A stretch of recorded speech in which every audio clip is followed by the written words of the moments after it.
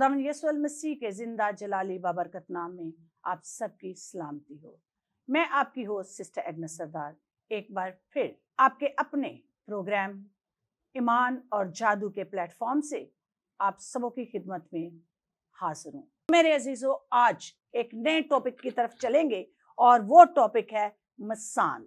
जादू की दुनिया में मसान का टॉपिक आज हम डिस्कस करेंगे और इस टॉपिक को डिस्कस करने के लिए मैं एक बार फिर रेवरेंड पास्टर साहिल यूनुस यूसुफ को दावत दूंगी और उनसे दरखास्त करूंगी कि वो हमें बताए कि दर हकीकत मसान है क्या। सो वेलकम सर एक बार फिर इस शो में।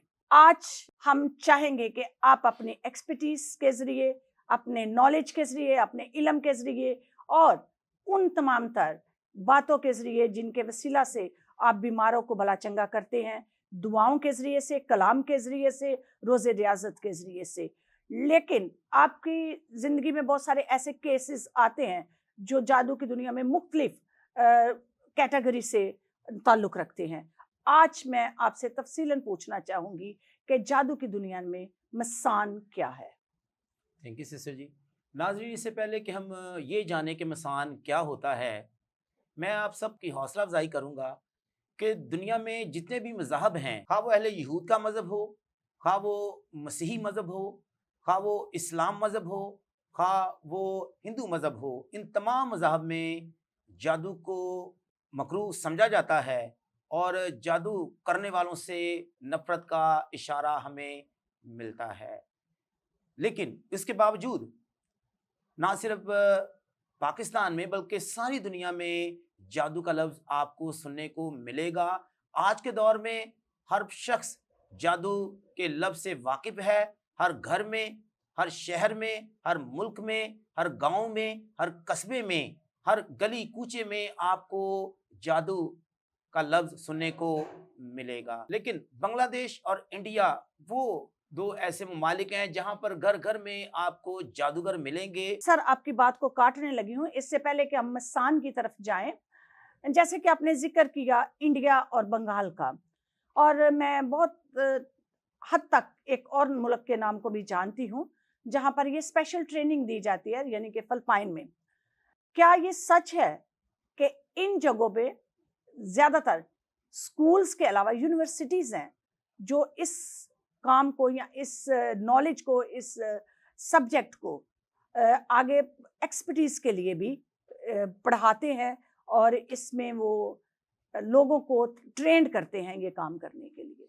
बेशक ऐसा ही है, लेकिन जब मैंने इंडिया और बांग्लादेश की बात की तो नाजरीन, इंडिया में और बांग्लादेश में जैसे मैंने पहले कहा कि घर घर में लोग आपको जादूगर मिलेंगे और वो इसकी प्रैक्टिस करते हैं, इसकी मशक करते हैं। और पाकिस्तान में भी आपने बंगाली कई ऐसे बाबों का नाम सुना होगा कि जो बांग्लादेश का जादू जो है वो करते हैं, क्योंकि बहुत ख़तरनाक जो जादू है वो इंडिया और बांग्लादेश से ताल्लुक़ रखता है।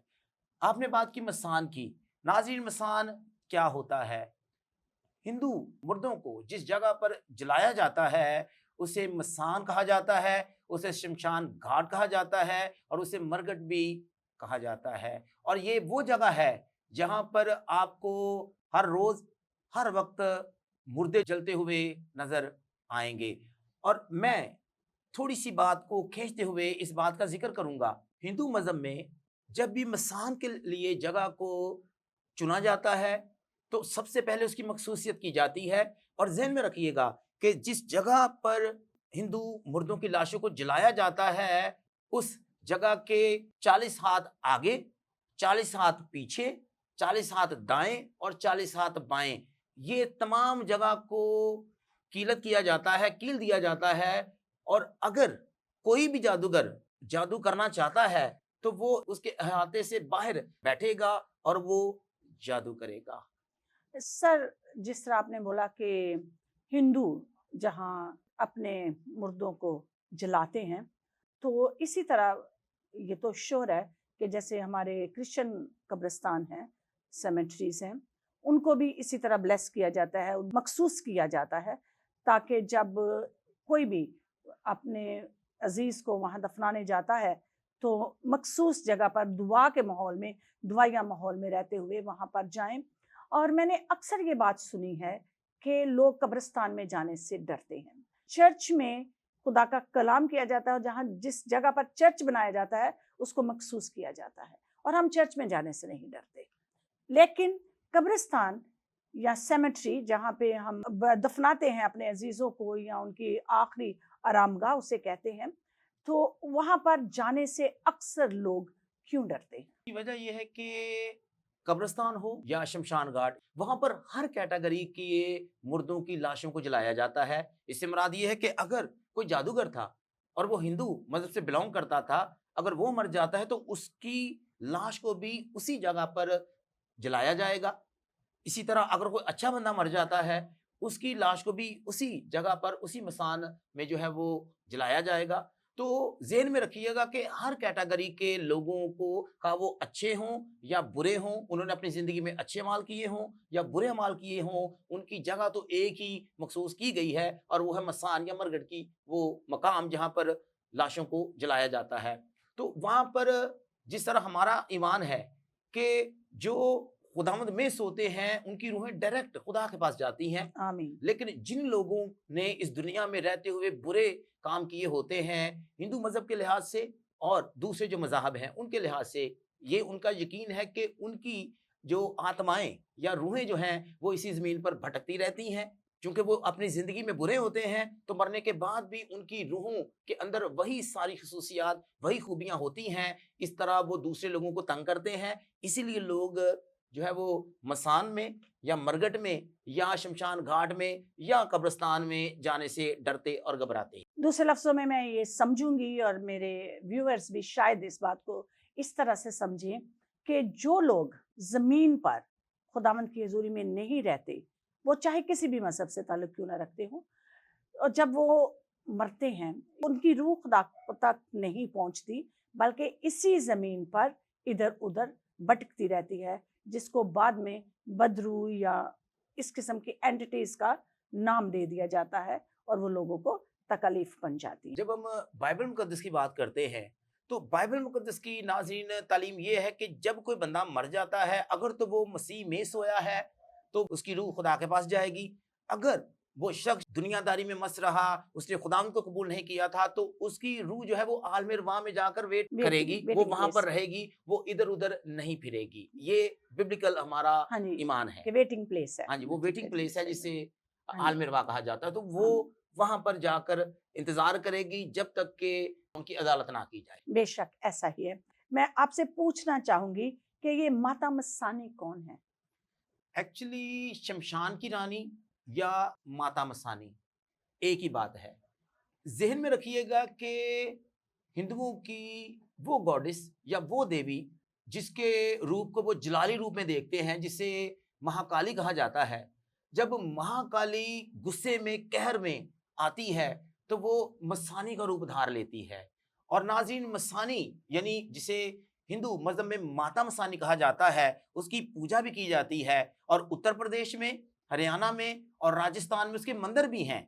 यानी माता मसानी को हिंदू लोग मानते हैं, उसकी पूजा करते हैं, चढ़ावे चढ़ाते हैं, वो दान पेटी में पैसे देते हैं और उसके मंदिरों में जाकर मुख्तलिफ किस्म की जो भी उन्होंने रोज़ा रियाज़त करनी होती है या इबादत करनी होती है, वो भी करते हैं।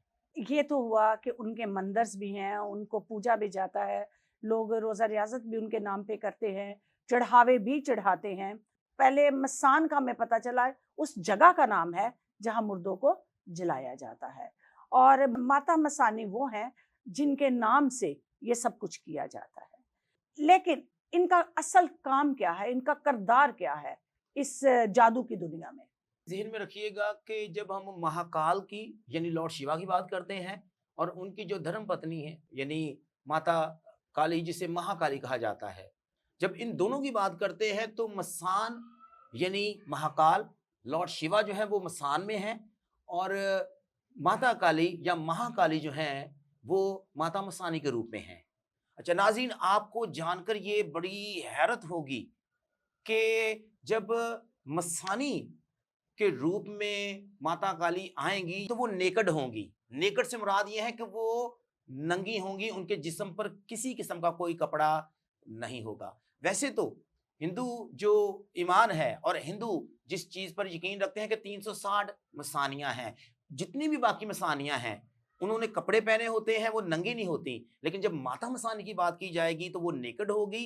लेकिन इससे मुराद ये नहीं है कि अगर वो नेकेड है तो उनकी सोच बुरी है। उन्होंने और उनके खामद लॉर्ड शिवा ने जब मसान और मसानी का अमल किया तो उसके पीछे एक अच्छी सोच थी। लेकिन जब हम आगे चलकर बात करेंगे कि जैसे जैसे हालात बदलते गए, लोगों के अंदर नफरत, गुस्सा, बुग़्ज़, कुदूरत, हसद आना शुरू हो गई। और जब हसद आना शुरू हो गई तो उन्होंने उसी माता मसानी को, जिसे शमशान की रानी कहा जाता है, उसे अपने मकासद के लिए बुलाना शुरू किया और उसको गलत मकासद के लिए इस्तेमाल करना शुरू किया। सर, जैसे आपने बोला कि जब महाकाली ने और महाकाल भगवान शिवा ने ये अमल किया तो उन्होंने एक अच्छे मकसद के लिए, अच्छी कॉज के लिए ये अमल किया। लेकिन ये क्यों होता है और कैसे हो जाता है कि वही अच्छी कॉज पॉजिटिविटी, नेगेटिविटी में बदल जाती है? तो ये जानते बूझते कि ये शख्स अच्छाई के लिए कुछ कर रहा है, फिर उसकी रियाजत को नेगेटिविटी में क्यों कर बदला जा सकता है? और क्यों कर लोग ये सोच लेते हैं कि ये शख्स अगर पॉजिटिव कर सकता है तो नेगेटिव भी करेगा? लोग हमेशा अपने फायदे की बात करते हैं।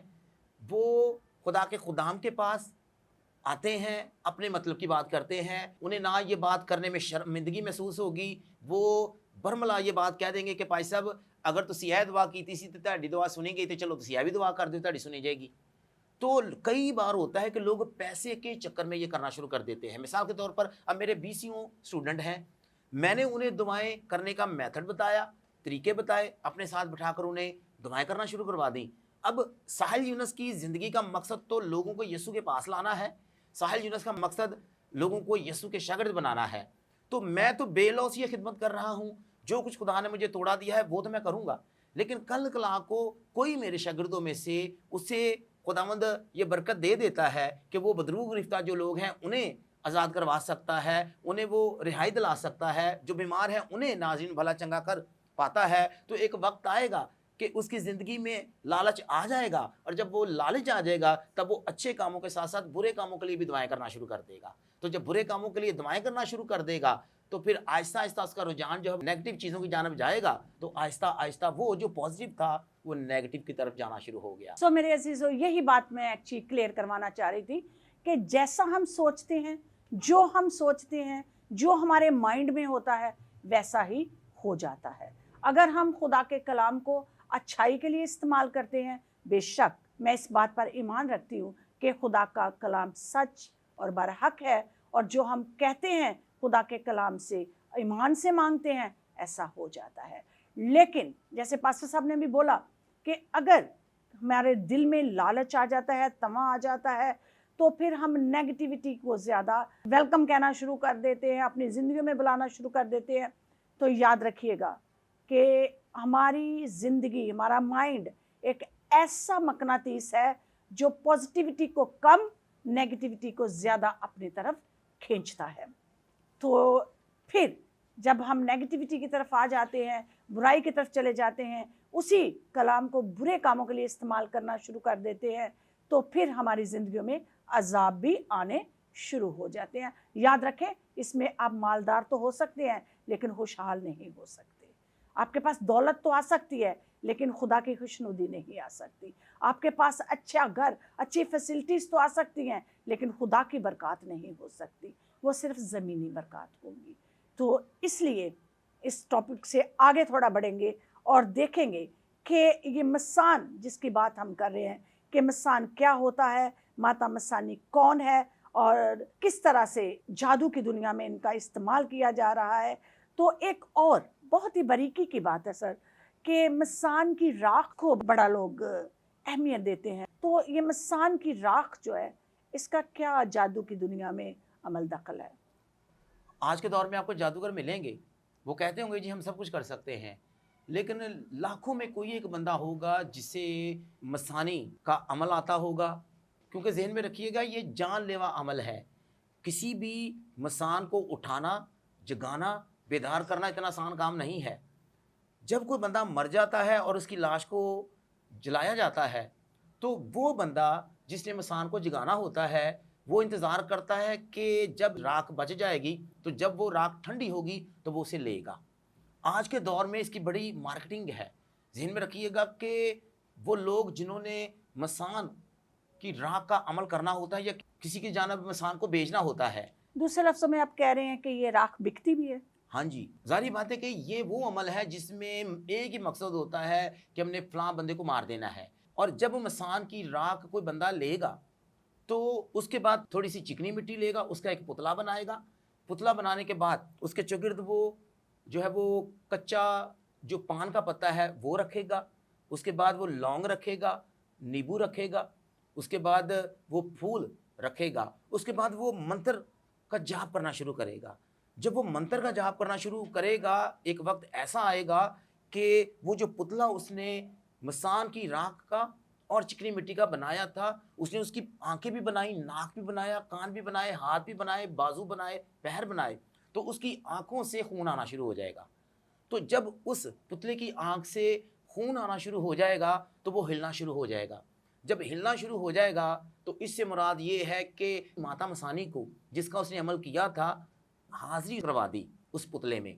तो उसके बाद वो उससे कौल करार लेगा। जब कौल करार नाज़रीन वो ले लेगा, तो उसके बाद वो उससे कहेगा कि वो अपने सही रूप में उस पुतले से निकलकर उसके सामने आ जाए। और जब वो पुतले से निकलकर उसके सामने आ जाएगी, फिर वो वक़्त होगा कि वो उसे किसी भी बंदे के पास भेजेगा कि फ़लाँ बंदे को जाकर तुमने मारना है, इतने दिनों में मारना है। सर, अगर तो मुझसे कोई पूछे तो मैं तो एक लफ्ज़ भी ये याद नहीं रखूँगी। जितनी डिटेल से आपने ये बताई है बात कि क्या-क्या किया जाता है, मट्टी ली जाती है, राख ली जाती है, पुतले बनाए जाते हैं, उनमें पता नहीं क्या-क्या आप सुइयाँ लगा दो, लीमू लगा दो, जो कुछ भी लगाना है।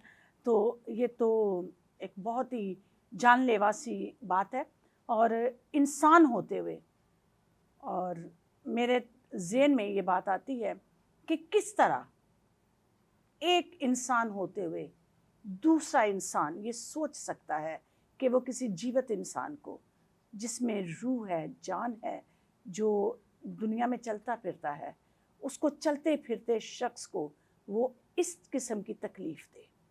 एक्चुअली क्योंकि जब ये माता मसानी आपने कहा उसमें जागत हो जाती है, जीवित हो जाती है, तो फिर उसके बाद वो उससे सवाल जवाब भी करते होंगे, ज़रूर सब हाँ जी, कुछ कौल पूछते करार होंगे। करते हैं कि जब मैं बुलाऊँगा तुम्हें, तुमने आना है, जिस जानिब भेजूँगा, हाँ जी। जिसकी तरफ भेजूँगा तुम जाओगी, ये वो सारा यानी कौल करार वादा लेते हैं, उसके बाद फिर उसे भेजते हैं। तो जब भेज देते हैं, क्या सिम्पटम्स होंगे उसके? जब किसी बंदे पर मसान छोड़ा जाता है, उसके आपने सिम्पटम्स की बात की कि क्या ऐसी निशानियाँ या इलामात हैं कि पता चलेगा कि जी मसान लग गया है या किसी ने इसकी जान मसान को भेज छोड़ा दिया। है। पहले नंबर पर वो बंदा जो कि बहुत ज़्यादा हेल्दी होगा, फिट होगा, वो आहिस्ता-आहिस्ता सिकुड़ना शुरू हो जाएगा और पेंसिल की तरह हो जाएगा। दूसरे नंबर पर उसके सर में दर्द हमेशा रहेगी। तीसरे नंबर पर उसके नाज़रीन पेट में दर्द हमेशा रहेगी। कोई दवाई उस पर असर नहीं करेगी, कोई दवा उस पर जो है वो काम नहीं करेगी। फिर उस बंदे का खून आहिस्ता-आहिस्ता जिस्म से कम होना शुरू हो जाएगा। उसकी आँखों के गिर्द हल्के पड़ना शुरू हो जाएँगे। वो बंदा एक रोटी को भी नाज़रीन नहीं खा पाएगा, यहाँ तक कि उसे बैठने में बड़ी दिक्कत होगी, वो बैठ नहीं पाएगा बल्कि हमेशा लेटा रहेगा। और जब उसके टेस्ट वग़ैरह करवाए जाएँगे, तो खून की कमी तो ज़ाहिर होगी, लेकिन बाकी कोई चीज़ उसकी डैमेज नहीं हुई होगी। लेकिन एट द एंड जब आप देखेंगे, तो हकीकत में उसका जिगर जो खून बनाता है वो और उसके फेफड़े जो हैं वो नकारा हो चुके होंगे। और जब ये सब कुछ नकारा हो चुका होगा, खून की कमी आ गई, उसकी हड्डियों का वो पिंजर बाकी रह गया, तो उसके बाद बचता क्या है? आज से 6 साल पहले की बात है कि ग्लोम चर्च में मैंने एक केस किया था। मेरे बहनोई का दोस्त था, तो मेरे बहनोई ने उसे भेजा। सिस्टर जी यकीन माने उस भाई के बाप, उसके 2 भाई जवानी में ही मर गए, उन्हें कुछ नहीं पता चला इन्हें हुआ क्या। बीमार रहना शुरू हुए, उनके जिस्म में खून की कमी होना शुरू हो गई, वो मर गए। अच्छा, ये बंदा जो मेरे पास मेरे बहनोई ने भेजा था, जब मेरी उससे बातचीत हुई तो उसने कहा कि जी कि मैंने एक औरत को जो कि नंगी है, उसे देखा है, वो काले रंग की है और वो मेरे सामने आ जाती है और वो मुझे एक ही बात कहती है कि मैंने तुम्हें भी मार देना है जिस तरह मैंने तुम्हारे भाइयों को और तुम्हारे बाप को मारा है। जब वो मेरे पास आए, खुदावंद की शुक्रगुजारी, हमने दुआएं की, हम दुआएं करते रहे और एट द एंड नतीजा ये हुआ कि मसानी को उससे दूर कर दिया गया। और खुदावंद की शुक्रगुजारी नाज़रीन, आज भी वो भाई ज़िंदा हैं, उनकी फ़ोन कॉल्स हमें आती हैं और मैं खुदावंद की शुक्रगुजारी करता हूँ कि दुआ और खुदा के कलाम के वसीला से हमने उससे मसान को अलहदा किया। इसलिए तो कहा जाता है कि कलाम को इस तरह चू करो जैसे जिगाली करते हो, ताकि वो आपके खून में एक हो जाए। जब कलाम हमारे अंदर होगा तो दुनिया का किसी किस्म का बुरे से बुरा, बड़े से बड़ा और खतरनाक से खतरनाक जादू खुदावंद के कलाम के आगे नहीं ठहर सकेगा। ये जिंदा गवाही पास्टर साहब ने आपको दी कि मसान का जादू जो है इसको भी कलाम के जरिए हल किया जा सकता है, और ऐसा मुमकिन है चूंकि हमारे चर्च में ऐसा हुआ। खुदावंद के नाम की हमदो सताइश और शुक्रगुजारी। तो मैं अपनी बात को जारी रखते हुए आगे बढ़ूंगा। तो जिस बंदे पर मसानी छोड़ी जाती है या जिसके साथ मसान लग जाता है या मसानी लग जाती है, जहन में रखिएगा कि वो बंदा पागलों की तरह हरकतें शुरू कर देगा। घर वाले एक डॉक्टर से दूसरे डॉक्टर के पास, दूसरे से तीसरे डॉक्टर के पास, लेकिन उन्हें कोई समझ नहीं आ रही होगी। फिर वो बंदा जिसके साथ मसान लग जाता है या चिमट जाता है, उसे साए मुख्तलिफ किस्म के नज़र आना शुरू हो जाते हैं और वो डरता है। उसे दिन के किसी भी पहर में, रात के किसी भी पहर में डर लगता है, वो घबराता है अकेला रहने से, और उसे ऐसे लगता है कि कोई उसे जो है वो नोच रहा है, कोई उसके जिस्म को खा रहा है। सर, ये रात तो रात है, क्या ये दिन के टाइम भी अटैक करते हैं? असर तो है, ये सिम्टम तो है, सब कुछ तो है, लेकिन क्या ये दिन के टाइम भी फैमिली में बैठे हैं, किसी महफिल में बैठे हैं, तो वहाँ भी वो डर जाते हैं या उनको खौफ महसूस होता है या ये मसान नज़र आते हैं? एक्चुअली मसान या मसानी उनको नज़र आती है जो पोजेस्ड होते हैं। जिस बंदे पर उसे छोड़ा गया है उसे भी वो नज़र आएंगे क्योंकि उसके साथ चिमट गया है। और मैं आपको एक बड़ी दिलचस्प बात बताऊं कि जैसे पहले हमने बात की कि जो मसान की राख होती है, यानी वो हिंदू बंदा जो मर गया और उसकी लाश को जलाया गया और उसकी जो राख है उसे बड़े महंगे दामों ख़रीदा जाता है, और जादूगर उस पर मंत्र जाप कर कर, उस पर मुख्तलिफ़ किस्म की पढ़ाइयाँ कर कर जब किसी बंदे को मारने के लिए दे देते हैं तो वो या खिलाने की सूरत में इंसान के अंदर दाखिल होती है या होता है, या पिलाने की सूरत में, या उसके कपड़ों के ज़रिया से, या उसके जिस्म के किसी भी हिस्सा पर लगने के वसीला से उस बंदे के साथ चिमट जाते हैं और लग जाते हैं। तो जब कोई जादूगर किसी को राख खाने के लिए देता है या पानी में डालकर पीने के लिए देता है या कपड़ों पर लगाने के लिए देता है या जिस्म पे, चलो जिस्म पे तो मैं मानूंगी कि मैं बैठी हूँ, किसी ने अचानक मेरे जिस्म पे हाथ पे लगा दी, मेरे कपड़ों पे लगा दूँ, लेकिन पीने में और खाने में तो मुझे पता चलता है। अगर मैं आपको राख जो है वो साफ पानी में डाल के दूंगा फिर तो फील होगा, पता चलेगा, बस यही लेकिन मेरा अगर मकसद मैं है। किसी शरबत में डाल के दूं फिर नहीं पता चलेगा। खाने में अगर मैं किसी सब्जी में डालकर उसे मिक्स करके आपको दे दूंगा नहीं पता चलेगा। ठीक है, लगाने में ये है कि जैसे आपने कहा कि जी हाथ में पकड़ी लगा दी, हो सकता है, या ऐसे है कि पीछे बंदा बैठा हो या साइड से वो आपके ऊपर फेंक दे, आपके कपड़ों को वो बिल्कुल, टच कर कपड़ों में जाए जैसे ऐसे तो वो कर तो लग जाती है। और ये भी ज़हन में रखिएगा कि जिस बंदे को मसान लग जाता है या जिसके साथ वो चिमट जाता है, उसकी चारपाई के करीब, उसके बिस्तर के करीब आपको राख पहले दिनों में नजर आएगी कि वहां पर राख पड़ी हुई है।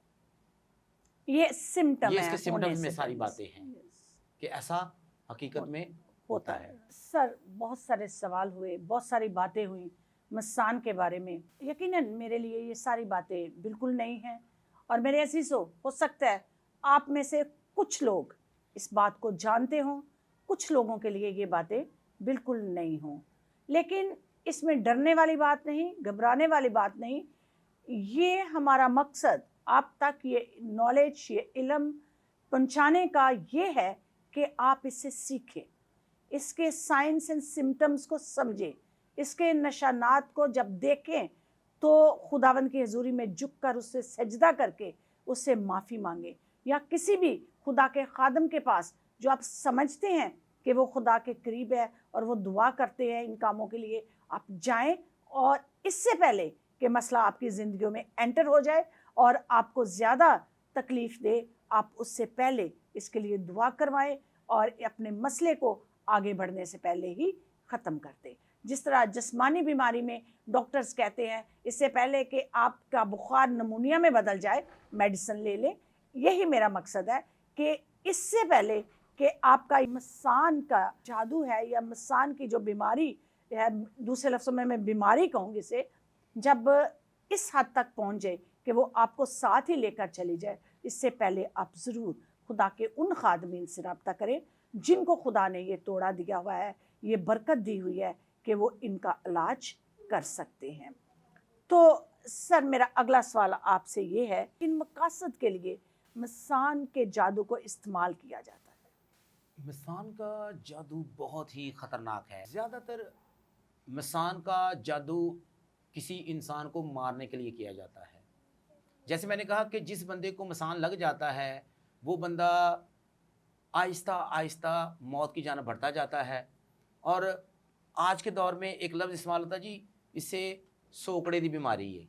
नाज़रीन, कई ऐसे आपने बच्चों को देखा होगा, बेटियों को देखा होगा, नौजवानों को देखा होगा कि उनके जिगर का खून ही नहीं बनता, या वो हमेशा सूखे ही रहते हैं और वो पेंसिल की तरह हमेशा आपको नज़र आएंगे। मैंने सिस्टर जी ग्लोम चर्च में कई बच्चों का ऐसे केस किया है। पिछले दिनों एक बच्ची है, वो अमान मार्केट से उसके वालिदैन आए, उसके घर वालों को पता ही नहीं है कि हमारी बच्ची को मसला क्या है। जब किसी को मसान लग जाता है उसे लूज मोशन लगे रहते हैं तो उसकी तबीयत ख़राब रहेगी, घर वाले डॉक्टर्स के पास जा रहे हैं, डॉक्टर्स दवाइयाँ दे रहे हैं, मेडिसिन दे रहे हैं, ड्रिपें लगा रहे हैं, लेकिन कुछ फ़र्क नहीं पड़ रहा क्योंकि मसान उसके साथ लगा हुआ है, चिमटा हुआ है। तो उस बच्चे के साथ भी ऐसा ही था। तो खुदावंद की शुक्रगुजारी कि जब खुदावंद के कलाम के वसीला से और जब हमने दुआ की तो उस मसान को से पीछे किया गया। अब खुदावंद की शुक्रगुजारी कि उस बच्चे ने सेहत को पकड़ना शुरू किया है। वो जो बच्ची बिल्कुल दुबली पतली थी, ऐसे पेंसिल की तरह आहिस्ता आहिस्ता अब वो ग्रो करना शुरू हुई है। उसके बदन पर हमें गोश्त जो है वो नज़र आना शुरू हुआ है। तो मेन मकसद यही होता है कि किसी भी बंदे को मार देना या उसे इस कदर बीमार कर देना कि वो चारपाई पर ही पड़ा रहे, वो कुछ ना कर सके। इसी सवाल से मिलता जुलता एक सवाल करूंगी, क्योंकि जैसे आपने बोला कि मसान के जादू का मेन मकसद है कि ख़त्म करना, मार देना, मौत की हालत तक पहुंचा देना। तो जैसे कि कुछ आजकल कैंसर की बीमारी है, टीबी की बीमारी है, इनकी कुछ मुद्दत होती है कि अगर इंसान को कैंसर है तो एक मुद्दत के लिए वो मेडिसिन के साथ चल फिर सकता है, ज़िंदा रह सकता है, कर सकता है।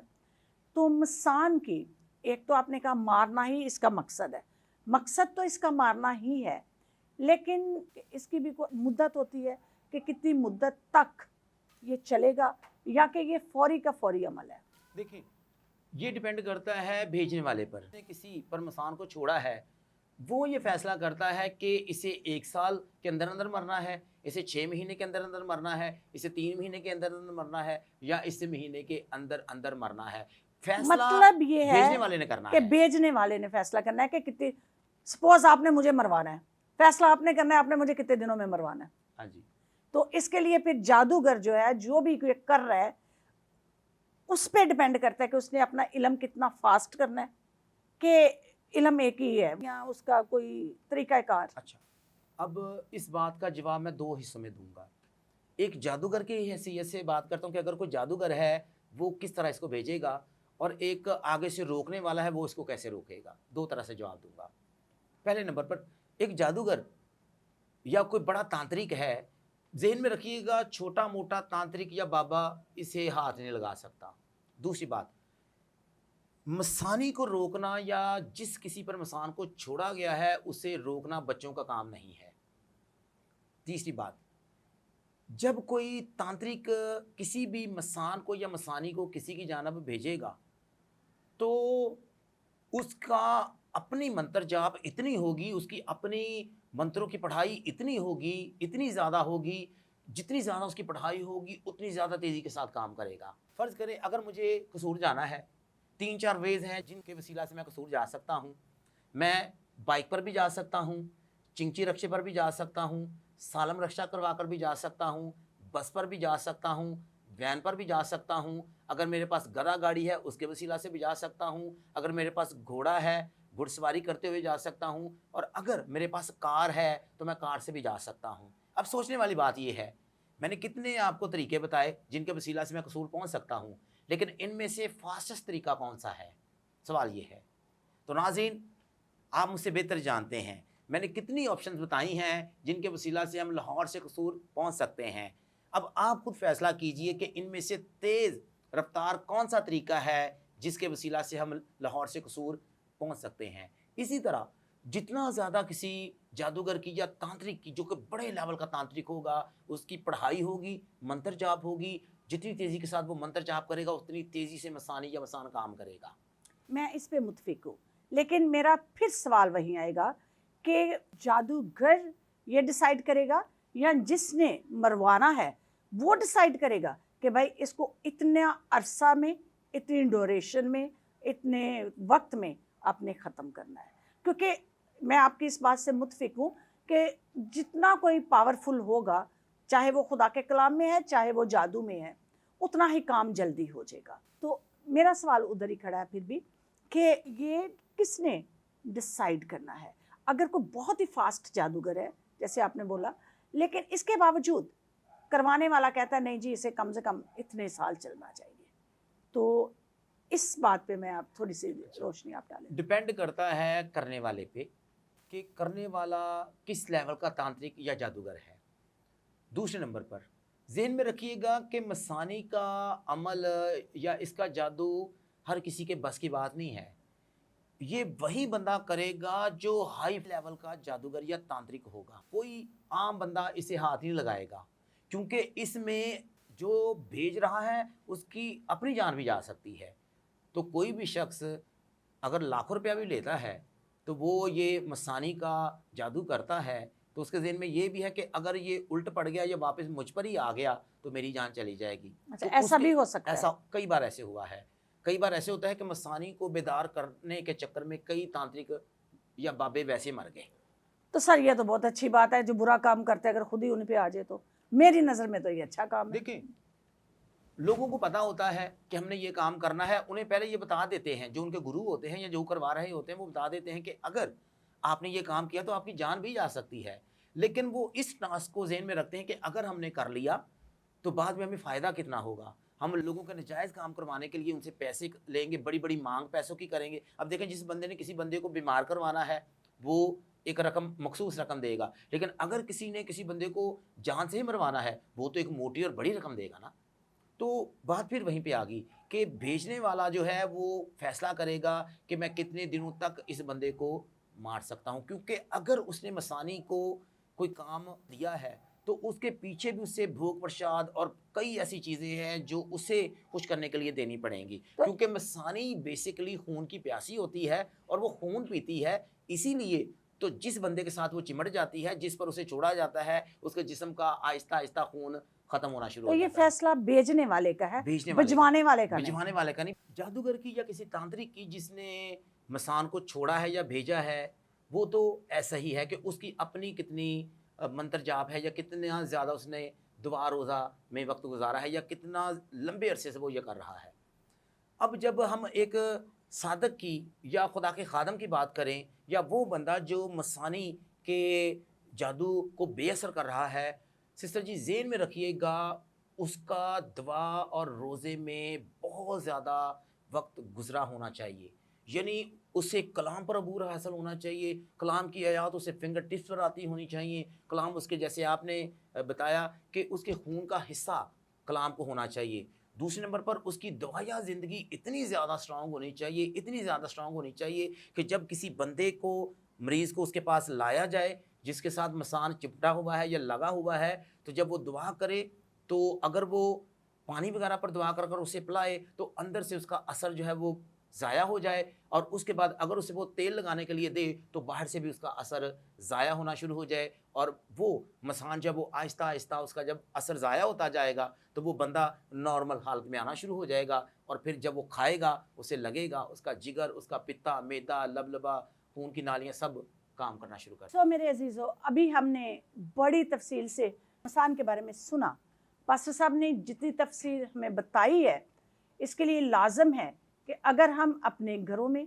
अपने बच्चों में या बड़ों में किसी में भी इस किस्म के सिम्टम्स, इस किस्म की निशानियां देखते हैं और देखते हैं कि मेडिसिन से कोई असर नहीं हो रहा, कोई फाका नहीं हो रहा, आराम नहीं आ रहा, दुआएं करवाने से कोई आराम नहीं आ रहा, मैं तो ये कहूँगी कि दुआ करना शुरू कर दें, रोज़े में रहना शुरू कर दें, रियाजत में रहना शुरू कर दें, खुदा की कुर्बत में आना शुरू कर दें और खुदा के उन खादमीन के पास जाएं जिनका आपको कोई ना कोई वसीला बता देता है कि कौन सा ऐसा खुदा का खादम है जो इस मसले का हल निकाल सकता है।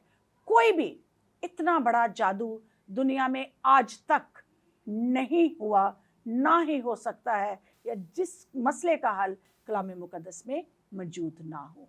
लेकिन शर्त यह है वो शख्स के पास जाए जो कलाम मुकद्दस को जानता हो, जिसकी ज़िंदगी का उठना बैठना चलना फिरना कलाम मुकद्दस के मुताबिक हो। तो मेरे अज़ीज़ों, ऐसे खुदा के बहुत सारे सूरमा हैं जो ऐसा करते हैं।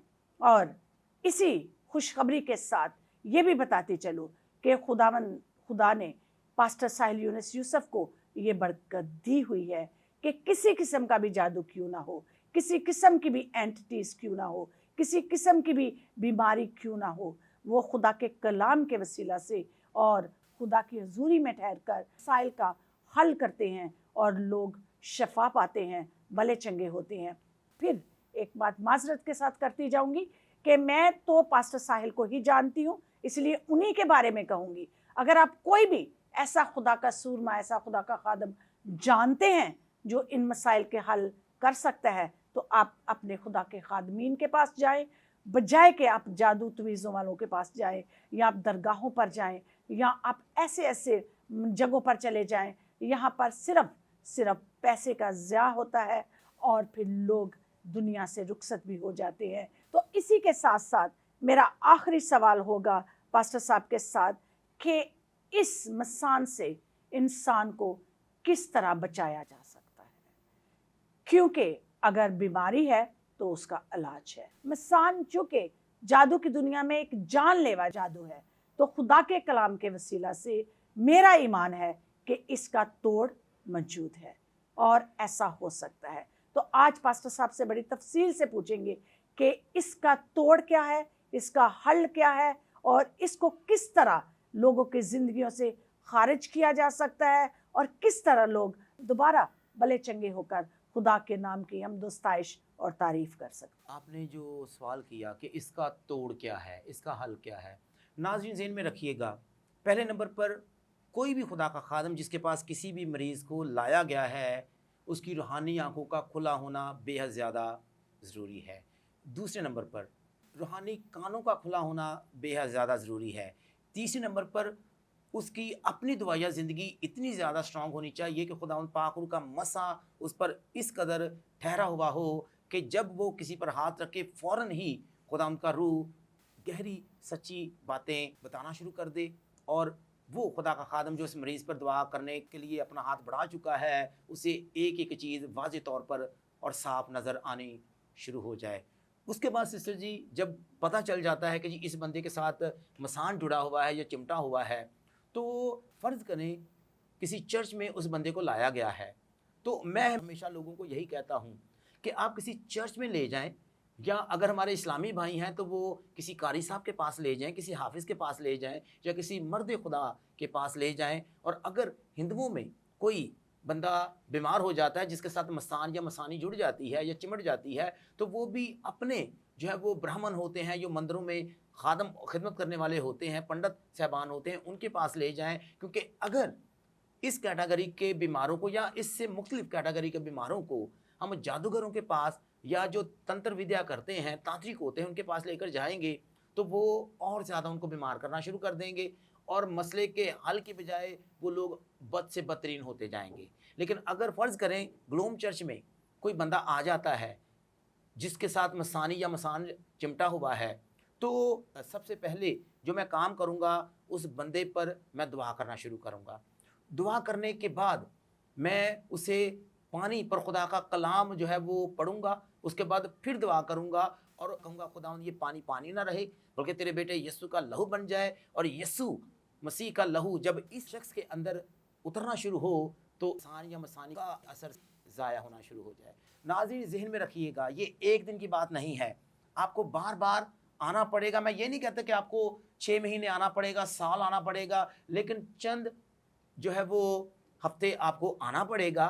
उसके बाद आहिस्ता आहिस्ता दवा का असर जैसे बढ़ता जाएगा, उस मसान का और मसानी का असर जो है वो बेअसर होता जाएगा। सर, ईमान की भी तो बात है ना, जितना ईमान पुख्ता होगा उतना जल्दी भी काम होगा। अच्छा, ज़हन में रखिएगा नाज़रीन, कई बार ऐसे होता है कि हम इस आयत को कोट करते हैं कि यीशु मसीह कहते हैं जी जा तेरे ईमान ने तुझे अच्छा किया। मेरा सवाल ये है कि वो बच्चा जिसे बदरू के वसीला से मिर्गी के दौरे पड़ते थे, उससे जब यीशु के शागिर्दों के पास लाया गया तो बाप तो इसी तरह से लेकर आया था कि जी मेरा बच्चे को जब यीशु मसीह के साथ काम करने वाले जो उसके शागिर्द हैं तो उनके पास ले जाया जाएगा तो वो दुआ करेंगे वो ठीक हो जाएगा, लेकिन वो ठीक नहीं हो सका। तो मैं जिस बात पर अब फोकस करने जा रहा हूं और ये आपसे दरख्वास्त करूंगा कि इस बात को कहना छोड़ दें किसी का ईमान है या नहीं है, व्हाट अबाउट माय फेथ, मेरा ईमान क्या है। जब लोग बीमार होते हैं और वो चारों तरफ से इधर उधर चर्चिस को, पादी साहबान को विजिट कर चुके होते हैं, थक चुके होते हैं, हार चुके होते हैं, आते हैं, तो मैं उन्हें हमेशा ये कहता हूं कि आप अपने ईमान के बलबूते पर सब कुछ कर चुके, अब आप ग्लोम चर्च में आए हैं, अब पास्टर साहिल यूनुस का ईमान चलेगा और मैं अपने ईमान पर ये दुआ करूंगा और ये काम करूंगा और मेरे ईमान पर खुदावंद आपके मरीज़ को या इस बंदे को जो बीमार है उसे शिफा देगा, और ऐसा ही होता है। तो नाज़रीन, इस बात को जहन में रखिएगा, ये कहना कि जी जा तेरे ईमान ने अच्छा किया, उसका ईमान है या नहीं है। व्हाट अबाउट योर फेथ, आपका ईमान किधर है, क्या आप ईमान रखते हैं? अगर आप ईमान रखते हैं तो मेरा ईमान है जो कुछ आप ज़मीन पर खोलेंगे वो आसमान पर खुल जाएगा, जो कुछ आप ईमान से ज़मीन पर बंद करेंगे वो आसमान पर बंद हो जाएगा। तो मैं अपने ईमान के बलबूते पर दुआ करता हूँ, पानी पर दुआ करता हूँ, उसे ब्लेस करता हूँ, यीशु का लहू जो है वो उस पर मांगता हूँ, मरीज़ को देता हूँ और उन्हें कहता हूँ कि ये आप तेल पकड़े, तेल पर उसे ब्लेस करता हूँ, अनॉइंट करता हूँ, और मेरी टीम के लोग भी ऐसा ही करते हैं। फिर उन्हें दे दिया जाता है, उन्हें कहा जाता है जी आप अपनी बॉडी पर लगाएं इसे, क्योंकि ज़हन में रखिएगा पानी जो दुआ वाला मुकद्दस पानी या अनॉइंट जो पानी किया गया वो जब जिस्म के अंदर जाएगा तो कोई भी एंटिटी हो, मसान हो, मसानी हो या कोई भी एंटिटी हो, उसका असर आहिस्ता आहिस्ता कम होना शुरू होगा। जब बाहर की जानब तेल लगाया जाएगा तो ज़हन में रखिएगा बाहर की जानब जिस्म के बैरूनी हिस्सों पर उसका असर कम होना शुरू होगा।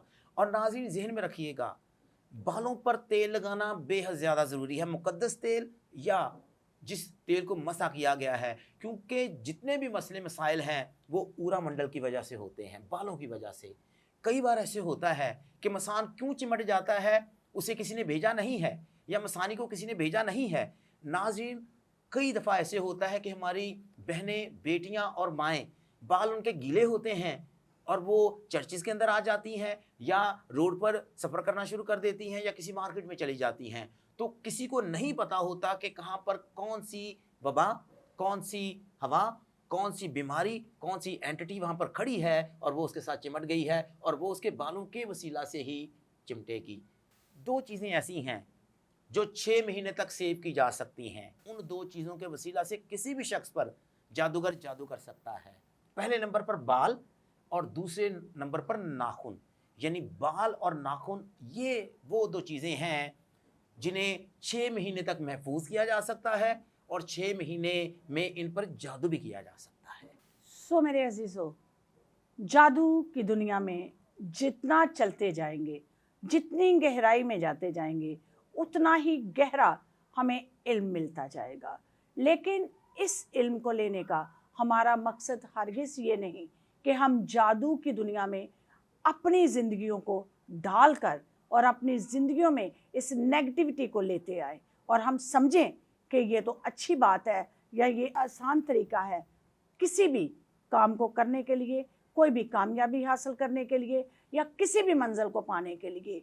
लेकिन ये आसान तरीका ज़रूर हो सकता है, लेकिन मेरे अज़ीज़ों ये नेगेटिव तरीका है, जानलेवा है। हम मौत की तरफ बढ़ रहे हैं, मौत की वादी की तरफ बढ़ रहे हैं, चूँकि खुदा का कलाम रोशनी है, नूर है, लाजम है कि हम उस सुकड़े रास्ते की तरफ जाए जो तंग तो ज़रूर है मगर निजात का ज़रिया बनता है।